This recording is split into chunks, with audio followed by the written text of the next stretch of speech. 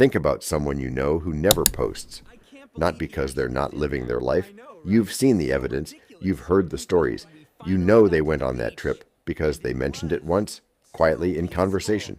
You know they were at that celebration because you were there too. But their social media? Empty. No selfies at sunset, no birthday group shots, no gym progress photos, no cryptic captions about growth, just silence.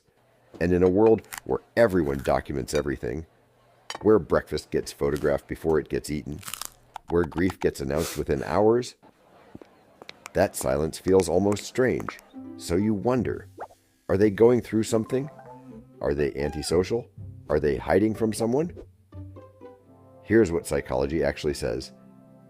That silence isn't absence, it isn't damage, it's a decision. And once you understand what's really driving it, you'll never look at a blank profile the same way again. Because what looks like withdrawal from the outside is often something far more interesting on the inside. Let's break it down. 1. They protect what other people give away for free. Picture this.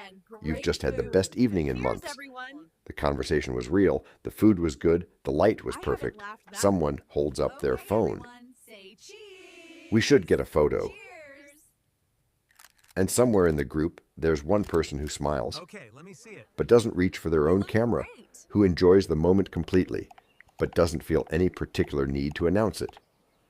That person isn't broken. They're not being difficult. They're operating from what psychologists call a high privacy orientation, a deep tendency to place real value on controlling what others see, think, and know about them. Not out of shame, out of something closer to self-possession. There's a difference worth understanding. Hiding implies something you're ashamed of. Protecting implies something you value. And the people who don't post have worked out, often without being able to fully explain it. That attention has a price. Every photo you share is a small piece of your private world handed over to public judgment. Every post is a quiet request for a verdict from people who mostly don't know you. They choose not to make that request.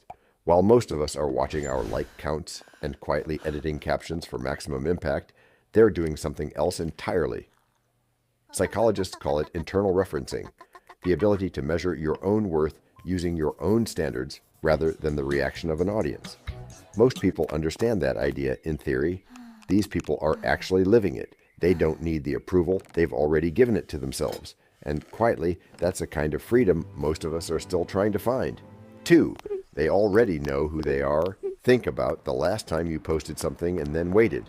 Not consciously, just checked back, refreshed, came back to it an hour later. Not because you're vain, because somewhere inside that post was a question, a quiet version of, do you see me? Is this enough? Am I doing this right? Most of us use social media as a mirror. We share things to see how we look through other people's eyes. There's nothing wrong with that. It's human.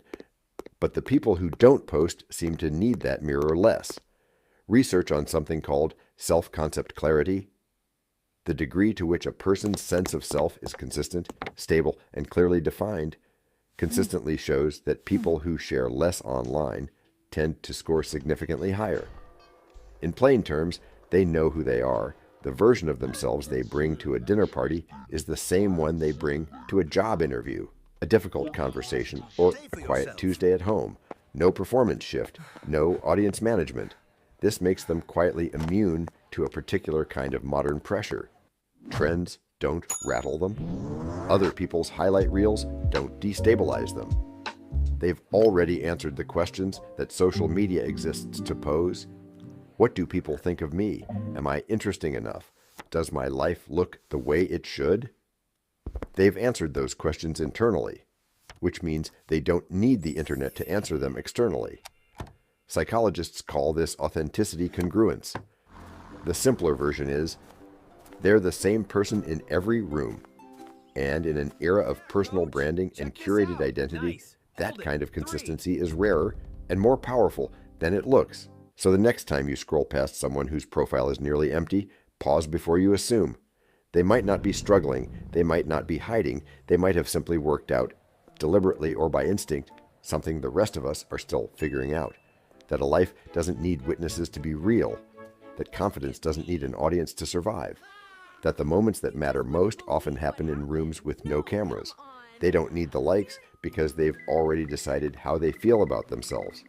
They don't need the comments because the conversation they want is already happening face to face. They don't need to be seen by everyone because the people who actually matter to them already see them clearly. There's a name for that in psychology, secure self-determination, but you don't need the term. You've probably already felt what it looks like when you're near someone who has it. They're calmer, more present, less performing, more there. And if something in this video felt familiar, if you recognized yourself somewhere in it, maybe the screen in front of you was never really the place where you were going to find what you were looking for anyway. If you love understanding why people think and behave the way they do, subscribe now. Because on this channel, we don't just look at what people do, we understand why they do it, and sometimes understanding someone else is the first step to finally understanding yourself.